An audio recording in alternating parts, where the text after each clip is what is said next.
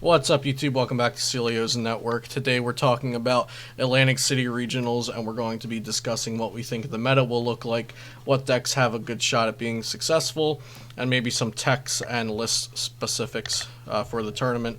I have three guests with me here today: Will Jenkins, Michael Catron, and Tristan Lackey. Why don't you guys introduce yourself real quick before we get into the video?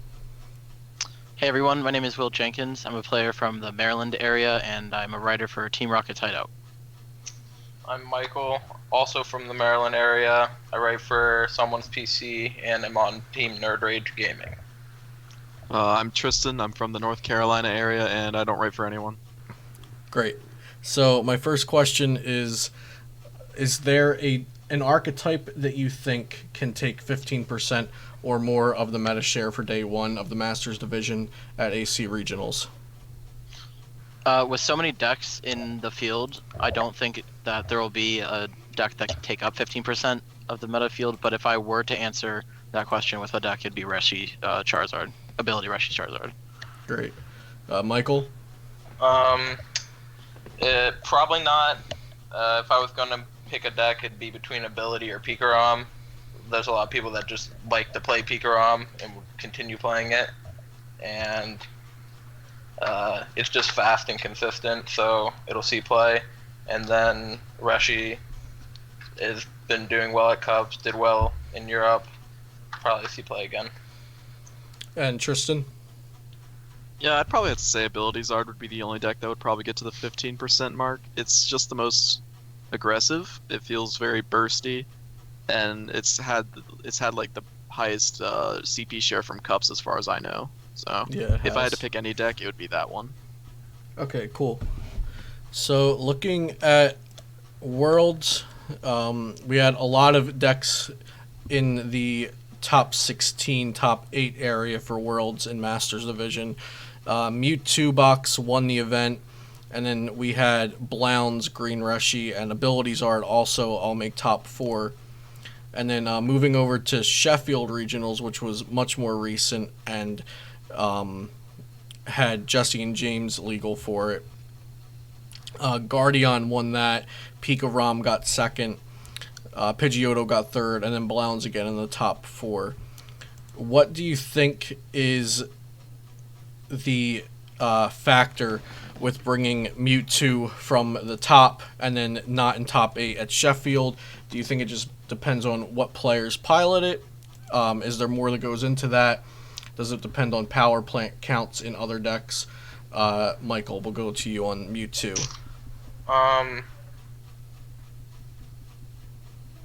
Yep. And he's gone. Later, Michael. Bro, come on.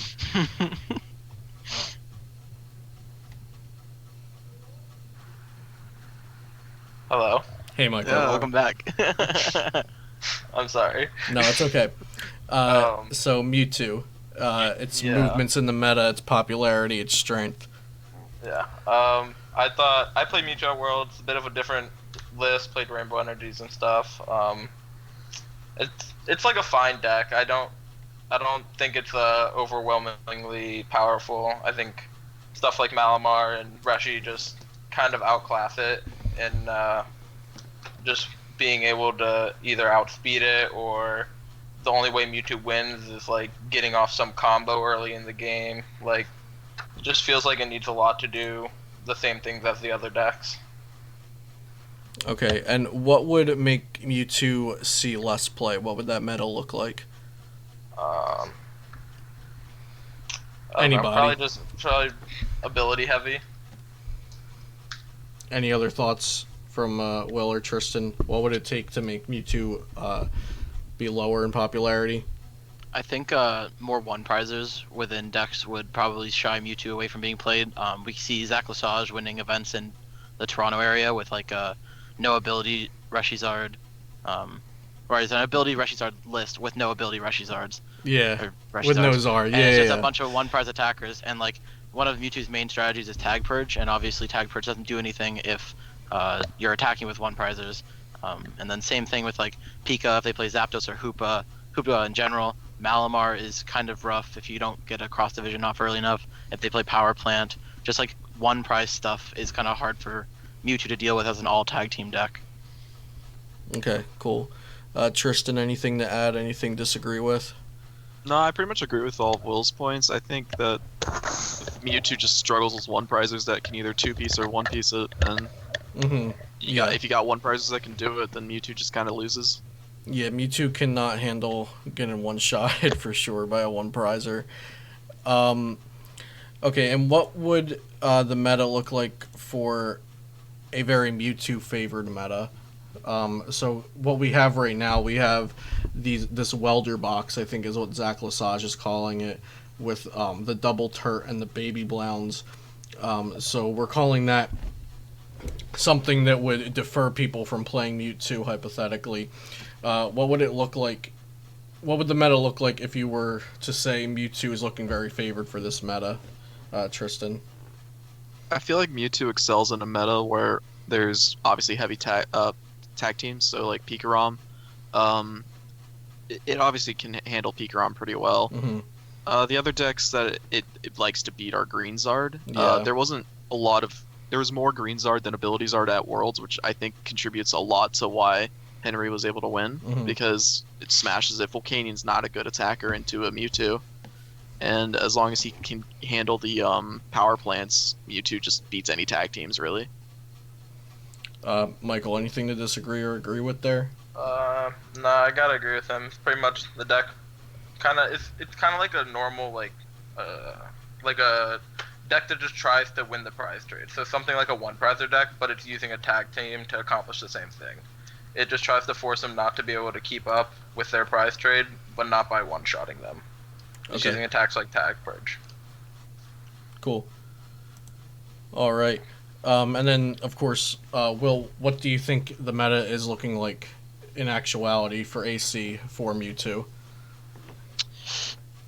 I actually expect Mewtwo to gain quite a bit of popularity going into the event, and not so much because of the matchups that it's forecasted to hit or stuff like that. Just like all the cards from Mewtwo are fairly easy to get. You have all the Mewtwo Tin promos, and you have the new the Charizard GX that is really good. And overall, it's just like a very simple deck to build if you just buy all the cards. So I expect newer players to bring Mewtwo just because of how easy it is to get.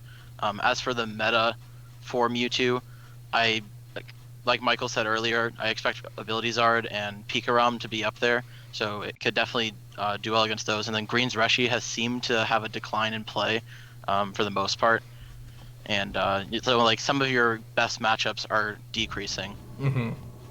So yeah. I think it's a fine play, but it's like not. I don't think it's an amazing play, if that makes sense. Yeah, that makes sense. Let's go to one we mentioned a few times there, Pikarom.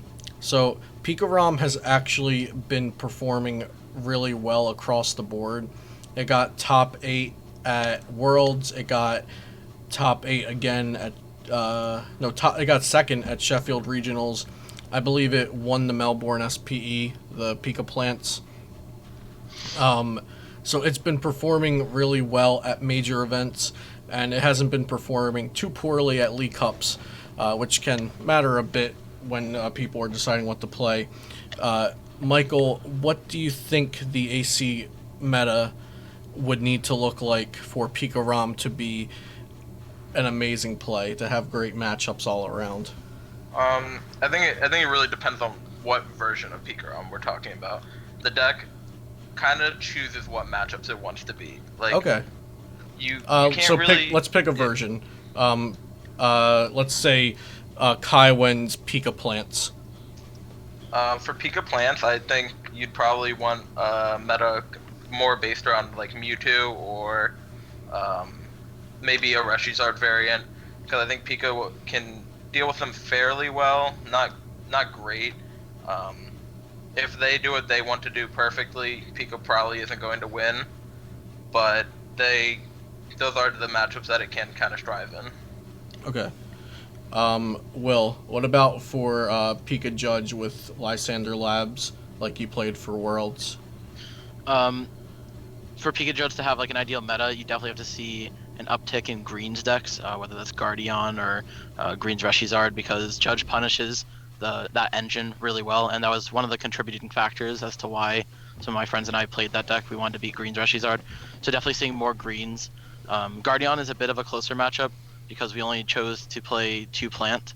Mm-hmm. But if you were to add a third copy of a lab or a Zapdos, that matchup becomes better. Malamar was a matchup that our group seemed to be beating a lot at Worlds, but now that Malamar is more defined, I don't think that matchup is as strong. But you can still beat Malamar just based on like Lysander Labs. I don't think it's as amazing as it was, but it's still an okay matchup. You definitely don't want to see ability Reshizard. Judge can try and cheese them due to high energy counts and stuff. Mm-hmm. But like if they open Jirachi, that matchup becomes significantly more difficult, and Reshizard isn't exactly favored for that build of Pika.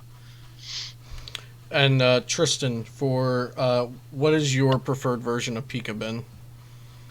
Personally, I've been preferring the Lily version, but my Lily version also runs a couple of Cynthias. Okay. And is this with Jirachis or without?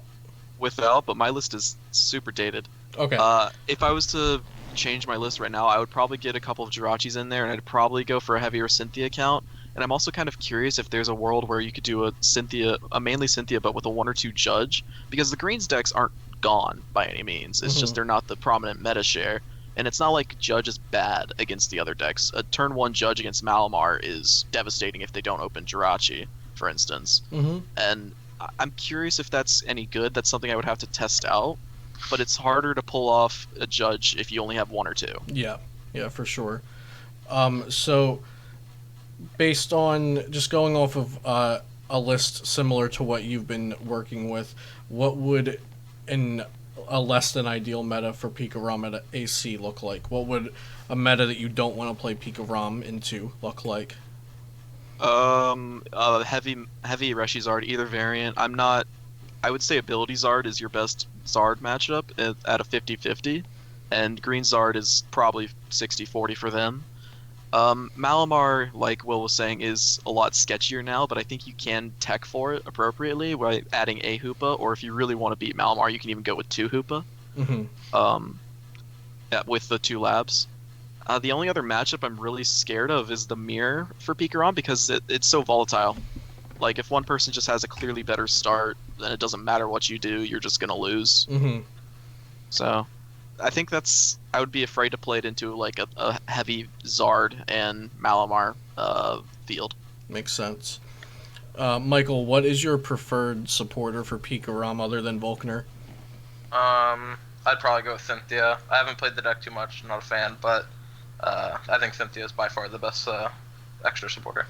Tristan? I think it depends on what you value more. If you value explosive turn 1s, then Lily is your go-to. If you value more consistent shuffle draws and always getting the same amount of cards, then Cynthia is your go-to. I personally value explosive turn 1s a lot more right now, so I prefer Lily. And Will?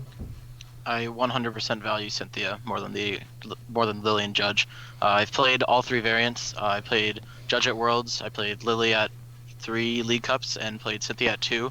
And Cynthia feels so much better just being able to keep resources that you need throughout the game inside your deck.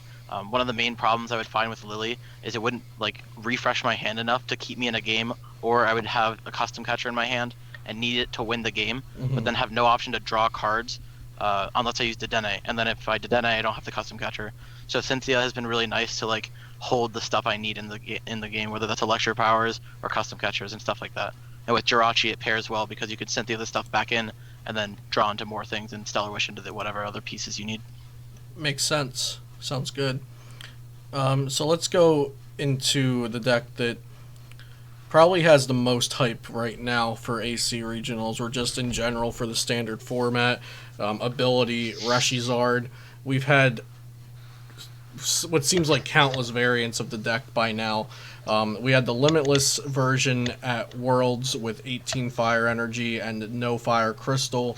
Then we've seen them go to, I believe, 13 Energy with Crystals. We've seen some people play 14 to 17 Energy with just some Crystal and not 4. And then, like we were mentioning, the Zach Lesage version, Welder Box with no Zard at all.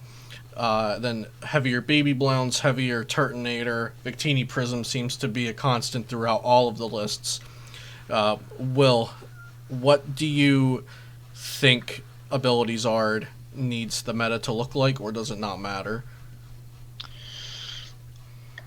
I think Ability Zard is just like a very all-around solid deck. It's a good deck that can do explosive damage, and it's, you know, most people can pick it up and learn appropriate thinning, and then it'll work out for them. As for the meta, if I was an Ability Zard player, I would want to hit other Pikas. The matchup is very dependent on the Pika player you're playing against and their list, but I do believe that Ability Zard can be favored in that matchup. I wouldn't mind seeing Mewtwo. I think that matchup is very like based on the board and who draws what. So like depending on how that goes, Mewtwo can also be something that I'd want to see as an ability rushy player, especially if I was playing the Welder Box version. And yeah, mainly those two matchups. And I also would like to see Malamar. So like you can pretty much just, if the Malamar isn't playing copies of Stealthy Hood or stuff, you can always just 9 Temptations around their spell tags and knock out their Malamars and prevent them from playing. If you opt to play a 1/1 Flareon GX line in Reshizard, that matchup becomes a lot more favored because you can use EVGX's attack to do 100 to a Malamar, and then you evolve it. This is while you're gusting Malamars the whole time. You can heal off any damage that's dealt to the EV and just take prizes, similar to how Heatran would with a Scoop Ups version. Right. So yeah, definitely those three. Michael, which version of Ability Zard do you think is going to gain the most attention and the most play? Probably something a bit more similar to what Tord played at Worlds. Heavy Fires, maybe Scoop Ups, probably not. I think most people have come to the conclusion that those just aren't worth playing. If you want to make Malamar slightly bit more favorable, the Scoop Ups will definitely help with that, but I agree with Will, the EV's better. I think that version just has the best all-around matchups and is a bit more consistent because you need the fires in your hand at all times to get the welders, and if early game you have crystals, that just doesn't help. Sounds good. And Tristan, what do you think the meta would need to look like for Ability Zard to be a bad call? Or is that possible, as Abilities are just too good? I don't think it can be a bad call in the current meta unless it's like full of Nagquag. That's like the only deck I can see that could really give it trouble, but that doesn't even really do it because it runs so many one-prizers. Mm-hmm. Like, I don't think it's possible to go into the tournament with Ability Zard and say this is a bad idea. Okay, sounds good. I tend to think it's just so explosive and can pretty much go through anything. Yeah. But I also don't think it's guaranteed the best call for the tournament. I think it's looking pretty safe, though, if you hit your welders. I feel like it's a safe call if you want like top 64, top 32, but if you're looking to win, it might not be the best call. Will and Michael, would you agree with that? 100%, yeah. Definitely a good deck to just try and get day 2 with. Cool. Next is Cephalon the Ganondel GX. Michael, how popular do you think Cephalon is going to be for AC? Cephalon's actually in a pretty solid spot right now. It's done pretty decent at cups, I think, the past week, if I was looking correctly. Mm-hmm. And but it's just, I don't know. It's never been a deck people really like. A lot of people pick up at the same time. It's good. I think other people will probably continue to play the tag team decks more than it, though. Okay. Tristan, what would make you play Cephalon? Like, what if I had the meta share an hour before the tournament and I showed you this is what everyone's playing, what would it need to look like for you to say, okay, Blounce it is? You probably couldn't for me personally, but that's just because I don't enjoy playing the deck. Yeah, that's fair. I feel like as far as meta goes, you want to see, like, you probably beat Green's Zard. You don't beat Guardian normally unless you run like Labs to get around the Ultra Beast Fairy Charm. Mm-hmm. Pikarom, some people say it's in their favor, other people say it's in Pikarom's favor. It depends on if you can get your Mew and if they can dodge the Beast Ring. Some people like the Malamar matchup as Cephalon. I think you have to be really aggressive, and if you can't be aggressive, you don't beat Malamar. Mm-hmm. I think one will There will be some that make day 2. I just don't think I would take it. I don't think it's an amazing call, but it's definitely a fine deck. Okay. Will, is Cephalon the Gardevoir GX, can that get another top 2? Or was that a fluke? I don't think so. I can definitely see one in top 8, but I don't know about top 2. Okay. If it were to do that, I would just expect it to hit a lot of just tag team decks and lists that aren't prepared for it. One of my biggest opinions with Pika is if the Pika player plays a Mew, it is incredibly difficult for the Cephalon player to win. They have to draw really well off of like a low stamp to 2. But assuming lists don't play Mew, you add another matchup in Pika like to your favorables list, and I can agree with that. So I definitely think that if you just have a bunch of tag team decks that end up showing up and less Malamar and stuff like that, the deck can go far. But I would not be surprised to see it in top 2, but I would definitely expect one in top 8 if I were to place it somewhere within the placements of top 8. Okay. I just wanted to clarify, if Picarom's playing Mew, that means Blounce can't Venom Shot the Dedenne, and that's why the matchup becomes a lot less favorable for Blounce. Yeah, do you want me to explain how like my thought process is with that? Yeah, that's fine. Go ahead. So essentially, what you're doing is you're prize racing the Cephalon, because when I play against Cephalon, I expect them to have Mew in their deck. So I would never go for the Tag Bolt strategy and skip B-String. So I just full send go into B-String. And the way you generally want to do this is you full blitz on your second turn, or first turn, I mean, sure. And you take 2 prizes. And at this point, once you full blitz, they've probably taken a prize by mind blowing a Jirachi or just bursting. So they go down to 5 prizes and you go down to 2. And then they're going to knock out the Pika. And you want to full blitz onto your Raichu, or and you want to like, you don't want the Raichu to die because it makes it a lot more difficult. But essentially, you full blitz onto the Raichu, and if they miss the attack, they have to swing into the Pikarom that's active. So they knock out the Pika and go down to 2 prizes. And at this point, you send up your Raichu, you stamp them to 2, and then you Lightning Ride with the E-Power to knock out the active and switch into a 1-prizer with Mew on your bench. So at this point, they have no B-Strings, and they are set to reset stamp to 2+3. So unless they're able to draw double custom, 3 fires, welder, and have an attachment on the board, they can't win. Right. But if you don't have the Mew, then they can just get the welder and Venom Shot, and then Exactly. Yeah. Venom Shot is always a possibility for them if they run the Psychic Energy or the Beast Energy, and that's why, like, I think it's Pika favored if they play Mew. If you don't play Mew, I can definitely see Cephalon winning that matchup. Yeah, those are great points and a good summary of that matchup.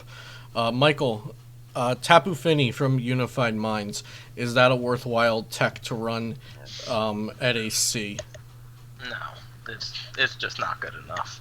Is there any one deck that you would consider running it in, like that it makes your battle against Cephalon that much better? No? Okay. I don't think so. What about you, Tristan? How do you feel about Tapu Fini? Nah, it's not worth it. The only deck I could understand you wanting to run it in, it would be any Reshizard variant, but it's still not worth it. Reshizard can actually still win the matchup, so. Yeah, for sure. Alright, cool. Next we'll go to Malamar, and I'm going to keep this to just Psychic Malamar, so like spell tags, Tina, Lost Thunder based. Katron, I know you actually enjoy Malamar right now, so why don't you tell me why you think it's well poised for AC? It's obviously been doing super well at Cubs. Grant's been doing well with it. Szymanski did well this weekend, and Alec Geisler's also doing really well with it right now. The deck, it's just a 1-prizer deck in a format of tag teams, which is just super strong. Other than Pikarom, not many decks can really run the Hoopa and Labs, and so that obviously helps a lot. Reshizard's main strategy is to use Ninetales against you, and there are plenty of ways to knock out the Ninetales or just make it so it doesn't do anything. You can run Hoods, you can use a second Esper so you can Esper the Ninetales early after you damage it a little bit, and there's just plenty of ways to go around every single matchup. The biggest problem is the time constraints in best of 3, but I think if you've played the deck enough and you know how to sequence it properly, you'll be able to do it pretty fast, and time constraints won't be a big deal. Okay, cool. Tristan, is there anything you disagree with there? I feel like for the average player, actually, that they cannot pilot the deck fast enough in every single situation to consider the deck for a best of 3. I think a great player, like a good player who can make day 2s consistently, they can do it. But an average player who is just going in because they like to play Malamar, they don't like have aspirations for going for their invite, they just want to play. I think it's a hard choice to play that deck in a best of 3 because it's so easy to tie. You have your one Malamar hand where you just don't set up and your opponent beats you, and then suddenly you can't finish the best of 3 because you as a player do not know the situations well enough to navigate it fast enough. Mm-hmm. Because you are playing a 6 prize deck that you can't end the game very fast if your opponent is taking all 6 prizes. It's going to take at least 6 turns for your opponent to win. Which sounds ridiculous. 6 turns to win a game. Will, tell me one reason to not play Malamar. Or spell tag Malamar, at least, the version we're talking about. I wholeheartedly agree with everything that Michael said, and of course what Tristan said too, and I'd say that my main reasoning for a best of 3 format is just the time. I think it's a good play in best of 1, and we can see that by the many people who are winning cups with it, and like Tristan said, if you're a good player and consistently makes day 2s and like completely understands the deck, I think you'll be fine, but an average player that's trying to play Malamar, I don't think it's the ideal situation, so I definitely have to say that time is the problem. Okay, cool. Give me a 60-minute best of 3 and I'd be confident in taking Malamar for anyone, but 50 minutes just isn't enough. Yeah. How much Psychic Malamar or Spell Tag Malamar, whatever it is we're calling it now, Michael, how much do you expect to be at AC? So just a general, like 5%, 15%, whatever. I don't know. It'll probably be in the top 3 decks most played. Okay. Right there with Pika and Reshi. And then so probably, kind of like Worlds, what we yeah. And I don't know, maybe 5%, a little more, a little less, somewhere around there. Cool. Tristan, agree or disagree? I'd say probably about 5 to 10%. I would expect to play it against it twice in my 9 rounds if I was going. Okay, cool. That actually brings up a good point that I want to touch on here. So, we have plenty of other decks we haven't talked about yet, and we will highlight a few more. But Will, this is a question for you. So, if you have a rogue creation or a rogue deck that takes a really bad matchup to one of these popular decks we're talking about, is it entirely a bad idea to play a rogue deck that takes a loss to one of the most popular decks, but is really good versus the others? I would say no. I don't think it's a bad idea at all. You can do well at a tournament just because your deck loses to whatever the best deck in format is perceived by players, and you can still do really well at an event. So I wouldn't say let your rogue ideas be stopped by one deck. If you think you have a favorable matchup spread against the top decks and lose to one deck, that's one deck. So like, there's plenty of other people playing different decks that aren't that deck in the tournament. You can afford 2 losses to make day 2, and like your day 2 is going to be based on what other people hit. So just because your deck loses to the top deck doesn't mean that everyone else is playing that top deck that made day 2. And that's where a rogue creation like that can go far in day 2, because whatever the expected deck is that you're losing to might not be the field in day 2. Yeah. So you can start feasting on the matchups that you think are really favored for you in day 2. Yeah, well said. I think a great example of that is that Guardian won Sheffield Regionals, even though everybody was saying that it was dead because of Abilities Art. Even Carl Barone, known Guardian enthusiast, said that no way we can play Guardian now with all those Abilities Art. And then it won a regional. And he won the regional that had a lot of Abilities Art at it by dodging Abilities Art for the most part. So it is completely possible to just dodge the 10 to 15% meta share deck and have really good matchups against everything else. From personal experience, I can say it is possible. Trevenant, right? Oh yeah. Tristan and Michael, do either of you disagree? No, Okay. fully agree. Cool. Will, do you expect Ultra Necrozma Malamar or Tina Chomp Malamar to have any significance next weekend? No, not really. I played against those decks a lot at Worlds, and they just felt very underwhelming compared to the new like Psychic Mally versions that are being played today. Cool. Tristan? I think if you're playing those decks still, you're trolling. You should. If you're not playing the straight Psychic versions everyone's playing, then you're just gonna have a bad time. Michael? Because that's Same thing, Michael? Those decks are garbage. Okay, cool. No one's gonna play them. Don't worry about it. It's fine. Will, you just wrote an article on Guardian last week, right? Mm-hmm. Okay. Yeah. Tell me, does Guardian, how does it look for AC meta-wise? Honestly, this is one of those decks, as you mentioned, that it beats a majority of the top decks except for, in this case, a red fire Pokemon that is not an Ultra Beast. So, I mean, if you don't expect to hit those matchups, it's 100% worth rolling the dice.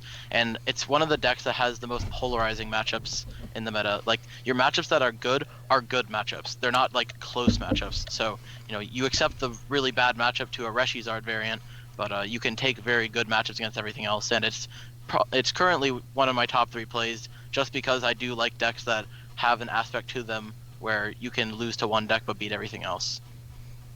Well said. Tristan, any thoughts on Guardian? Either agreeing or disagreeing? I agree. I mean, I think it really is just that. If you hit the Reshizards, you're going to lose, and you just have to accept that. Don't get angry if you hit the Reshizards and you played Guardian. Like, okay. It's beats what it beats. It's very polarizing. Cool. Michael, so in the past you've played a bit of stall and control and whatnot. We have a couple of those kind of decks in the meta right now. Pidgeotto control, which Isaiah Williams took the top 8 at Worlds. There's Shedinja. We saw Alessandro, I'm not going to butcher his last name, but he made day 2 at Sheffield with Shedinja that had 4 Stealthy Hood in it. And then there's also the Poiple stall, which has yet to make a splash at a real tournament yet. What do you think about any or all of those decks, whichever ones you would want to talk about, and their potential at AC? If I had to pick one to be the best, I'd probably just choose Shedinja. Mm-hmm. It's proved itself the most. It just can have good matchups and have matchups that it loses to. There's no real in between. So like Guardian, we were saying, it's very polarizing. Yeah. Poiple felt pretty inconsistent when I tested it, and I don't understand why anyone would ever play Pidgey. Okay. I tend to feel the same way about all 3 of those. Tristan, any thoughts on the control or stall type variants? Actually, we should throw Keldeo Bronzong into that, even though that one does attack in some matchups. But yeah, we'll also throw Keldeo in. Well, we're all talking about how Malamar's been looking really good lately, and I don't think any of those convincingly beat Malamar. Keldeo does, but the 3 I mentioned first. Yeah, Keldeo does, but the other 3... Yeah, all Shedinja and Pidgeotto don't handle Malamar at all, from my understanding, and then it's close for Poiple. Yeah, same. It's okay. You're a little bit of a masochist if you're gonna play it. Like, it's not the most fun deck in the world because you're just telling your opponent you're not gonna play the game with me. Yeah. And if it wins AC, then I think it's more of an anomaly. I think it speaks less for the strength, less to the strength of the deck. I think it's more that the one player was just running really hot and hit the right matchups. Will, Keldeo Bronzong, is there a way for that to succeed? I don't really think so. I mean, like, Turtonator knocked out the Bronzong. If you're Welder Box, you play 2. Mm-hmm. Like, there's a lot of 1-prizers being played right now that can start to deal with the Keldeo. I don't think so. I know that there's like a Cryogonal control deck going around, but I haven't done any research into that. So, yeah, I don't think Keldeo Bronzong's that great. Cool. Tristan, pick a deck that we haven't talked about yet. Pick a deck. I feel like we've covered all the major ones. We've covered Stall, Pikarom, Mewbox, Ability Zard, Guardian. Malamar. The only one from top 16 of Worlds that we haven't touched on, I believe, is Dark Box. Oh, it's a meme. Okay. Dark No, Box, does it have potential? It's okay. It beats some things, but everything else, it just feels outclassed by everything. I think once we get the red and blue tag team supporter, it could be like an actual viable threat. But as it stands right now, it doesn't do what it wants to do consistently enough to be as big of a threat as Pikarom abilities are or Guardian. Okay. Yeah, I tend to not like it because of the fragility it has due to Weavile and just needing its abilities. Oh yeah. We actually didn't talk about. We talked about Greenzard, but we didn't really talk about it from the perspective of Greenzard. I noticed that. Michael, what do you think about Greenzard? Is the meta that we are kind of creating here in our minds, is it too aggressive for Greenzard, or can Greenzard just still have the ability to beat anything with a skilled pilot? If I wasn't for sure playing Malamar, I'd probably play Greenzard. I think Greenzard's super good. I feel like with a right list and a good player, it can go pretty 50-50, if not favor, against pretty much everything in the format. Cool. Any disagreements with that? I 100% agree with it. It's another one of my top choices, and like one of the things that Greenzard has, and similarly to Guardian, is it has the power of Plant Stamp. Like Plant Stamp is devastating to most decks, and I think that's one thing that it has going for it that other decks might not. And another thing is it hasn't been seeing the results that many of the other decks have been, because, and I believe this is due to the variance involved in a best of one format. I think the greens decks thrive in a best of three format. Yeah, I completely agree with that. I just had a deck here. Oh, Gengar Mimikyu Omastar. I've had some people asking me about that on Twitch and YouTube, so I wanted to bring that up. Is that at all viable, or is that just like kind of lost in the wind? It was a good idea maybe for Worlds, or it was an idea for Worlds at the very least that didn't pan out well. Tristan? I think it's one of those, like Guardian, it's very polarizing, and not on top of that, a good player, or one of the better players, they can play around it. Like, I'm not quite sure how to put it, but like I don't necessarily just have to go down to less. Like if I'm able to control my bench to be the same size as yours, I can still play the trainers. Mm-hmm. Like if I know what I'm going into, of course. Like if you open the Gengar Mimikyu, which you always do, then I might think you're Malamar. But if I know you're Omastar, then I can play it appropriately to answer that. Will, what do you think? I agree with Tristan. Okay. Tristan, that makes a lot of sense. Will, is green Blacephalon completely outclassed by Blacephalon the Ganondel? Personally, I think so, yeah. Okay. Does anyone disagree with that? No. Alright, cool. Spiritomb Frostlass. Can that thrive in a meta with cross division in it? Both with Malamar and Mewtwo. Can we dodge both Malamar and Mewtwo and do well? No. Not a chance. No. It also doesn't have the search that it needs. If there was Nest Ball in this format, I could see it a lot more. And Spiritomb Frostlass is one of those decks that you could consider something that loses to a top deck but beats other things. Mm-hmm. But I think that the search is a main problem, and as you mentioned already, cross division can be found in two decks, not one, and it is very detrimental to that deck strategy. Cool. Well said. Yeah. What I've been telling people about Spiritomb is that if it 100-0'd everything that wasn't cross division, I could see it being played, but it doesn't even beat its good matchups that convincingly just because of its inconsistencies. If it had Nest Ball, it'd be viable, but without Nest Ball, you can't even consistently beat things. So Word.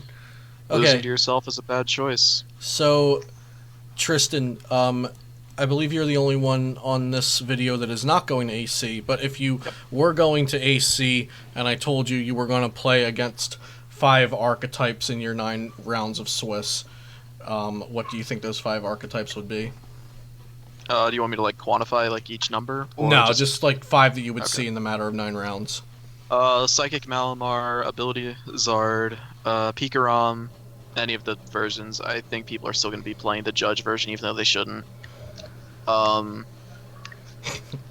expect us to play against at least one Guardian, and that was that 4 or 5? That's 4. I'm So drawing a blank. It's Green okay. Zard. Okay, I think Green Zard might be a decent call. cool. Michael, what do you think the decks? What do you think the 3 strongest decks are for day 1 of the tournament? So like strongest to make day 2, and that's it. Um, Or strongest to win the event. just for day 1 of the event. So for a day to make it from day 1 to day 2, what are the 3 strongest decks? Probably Ability Zard, Pikarom, and probably Mew Mew. Mew Mew? I think those decks are just like all around consistent and will beat someone who's not as good as you most of the time. Will, what do you think the 3 best decks are for day 2 of the tournament?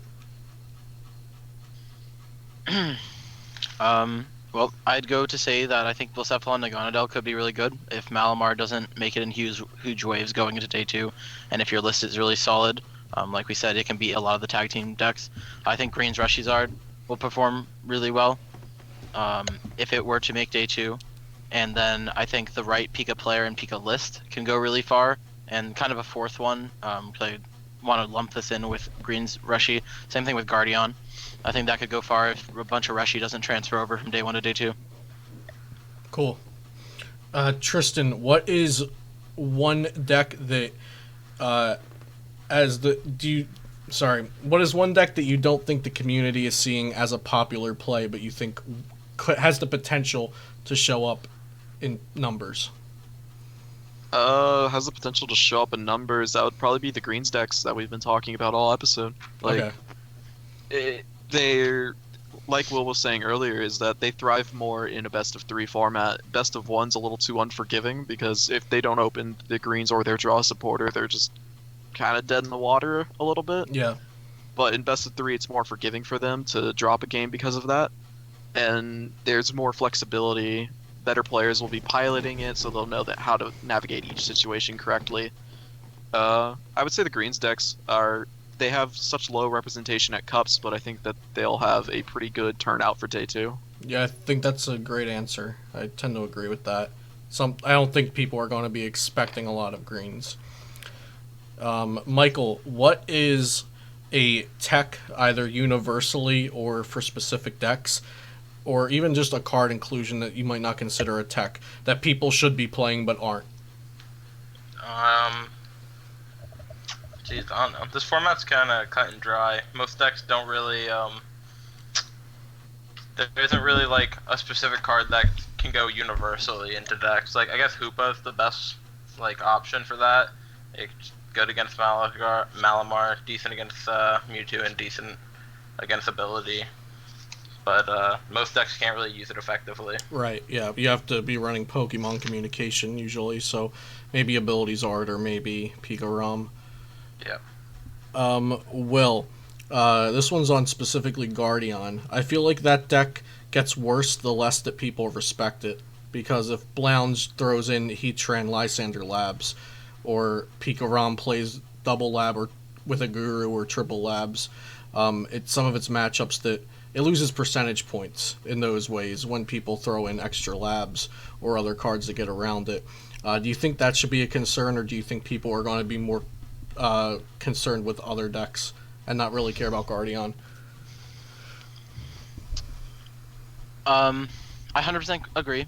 The more people that respect Guardian and the more people that tech against it make it a worse play for the event. I do think that it should be respected. I don't think every deck needs to respect it. Like, if you're a Reshi deck, you really shouldn't worry about it. But, like, if the deck goes unrespected and it doesn't hit fire decks, or it does hit fire decks and beats them, it will win again. So, I think people should respect it. Now, I don't know how far out of the way you should go, like maybe upping your lab count in Pika to 3, or, including a Heatran, like you said, but it definitely should be respected. I don't think it's something that you should go unanswered to. Cool. Okay, yeah, we'll go last question. This one's less of a realistic one and just more of a fun one. What do you think is going to win the event? And then, of course, shout outs to your team, sponsors, friends, anything like that.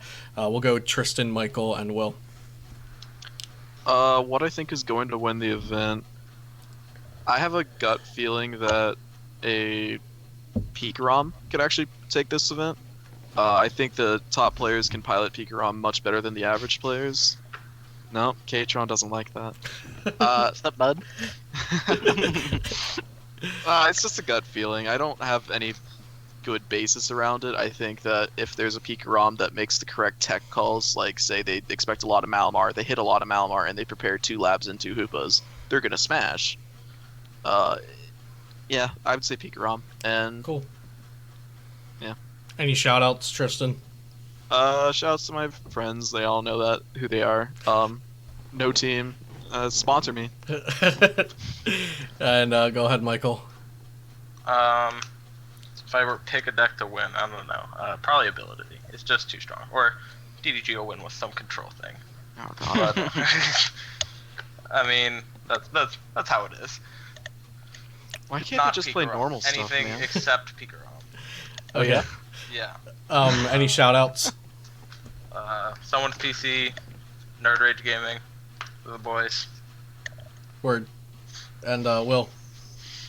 All right, the deck I think that will win the event. I am agreeing with Tristan. I think Pikarom will win the event. I mean zero meta manipulation or anything when I say this. Unless a deck is handed to me when I get to the event that is better than than Pikarom, I am 95% sure I'm playing Pikarom. And then the other 2 options I have are Greenzard and Guardian, which will be in my article on Team Rocket's Hideout this week. But yeah, I'm 95% sure I will be playing Pikarom. I put a lot of time into it, and I 100% agree with Tristan that a good player, a good list can win the event. And yeah, so there's that. And then shout outs to everyone in the DMV area. Just like it's a lot of fun at events with people from this area. Shout out to the M Squad out in New Jersey and New York. Shout out to Team Rocket's Hideout, of course. And yeah, shout out to you, Luke. Thanks for having us on. No problem. All right, thanks, guys. And thanks for watching this. Hope you guys got something out of this, and it might help you make a better decision on your deck, or maybe you'll still be lost like I'm sure I will be at 5 a.m. before the tournament. So make sure you subscribe and check out flipsidegaming.com. Use code Celio, all caps, for 10% off of your next order, $10 or more. And I'll see you next time here on Celio's Network.